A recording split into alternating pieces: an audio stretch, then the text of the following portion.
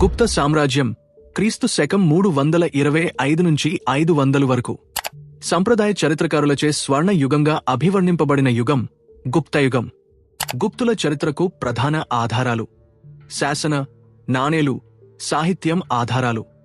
శాసన ఆధారాలు: సముద్రగుప్తుని శాసనాలు, అలహాబాద్ శిలాశాసనం, ప్రయాగ ప్రశస్తి, ఈరన్ శిలాశాసనం, నలంద తామ్ర శాసనం, గయ తామ్ర శాసనం.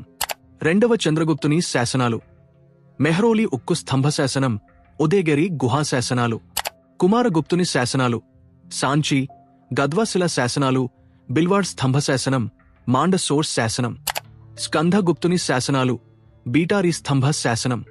బుధగుప్తుని శాసనం: పహాడ్పూర్ తామ్ర శాసనం. భానుగుప్తుని శాసనం: ఎరాన్ శాసనం.